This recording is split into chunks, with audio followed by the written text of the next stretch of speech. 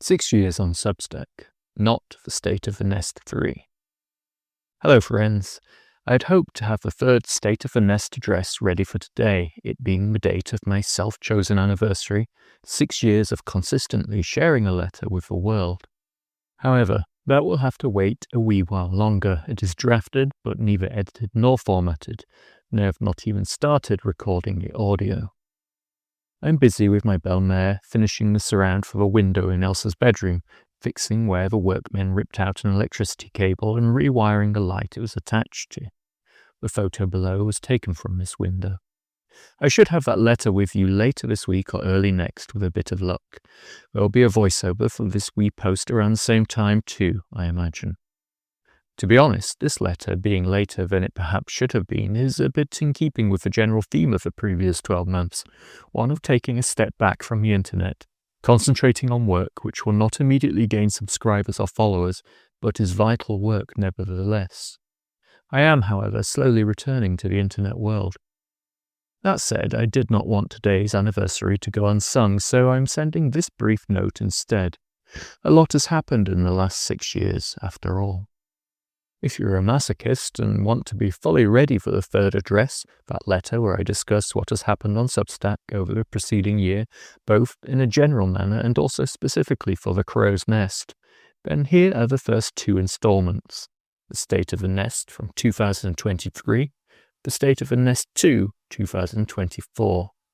Neither is required reading, but if you are one of those people who like tracking changes on platforms, looking at what is working at one particular time but not the next, then they may be interesting. One thing you might have recently missed is the piece I shared here, What Passes in the Night.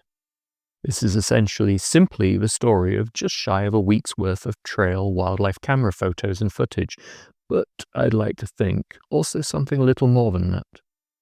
There are lots of photos and videos of several different mammalian species. I quite enjoyed sharing this.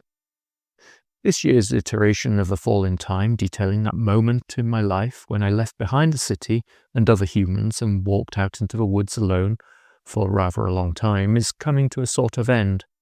Sort of, because the day-by-day account, and index navigation for which can be found at this link, is close to finishing, but this year I will be continuing this series with several extra essays and pieces, something I threatened before but never came to pass. Many of these will be tucked behind a paywall, as they're essentially me playing around with the themes and ideas I want to expand upon in a longer book, also linking with my ancestral wild empowerment series, and I don't want them to be easily accessible to the world. There will be some free things, however, although these extras will likely be arriving post-midwinter celebrations. I'd like to get something out before, but I am also very aware that this time of the year is both precious and a little short of time. Here's last week's Fall in Time compilation, Fall in Time Week 10. Finally, for now, I will not be having any kind of Black Friday sale. I'm really not a big fan of the concept. There might, however, be a Christmas seasonal discount upcoming, before prices rise in the calendrical new year. Personally, I like to think the year starts after the solstice. It just makes sense to me. For now, however, you can subscribe here.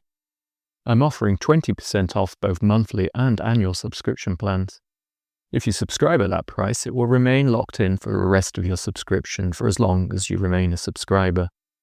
In the new year, I shall be raising my subscription fees slightly, so taking advantage of this might make sense. This offer ends mid-January 2026. You can also leave a tip of any amount here. Thank you so much to those of you who have done so. One other reason I am not tying myself to any kind of schedule for the continued A Fall in Time work is because I want to try and catch up with your comments and replies and shares. I do read and appreciate each and every one, and I shall reply soon. Thank you. More soon with the third State of the Nest address, and if you're subscribed to that section, the 11th week of A Fall in Time. Thanks for listening.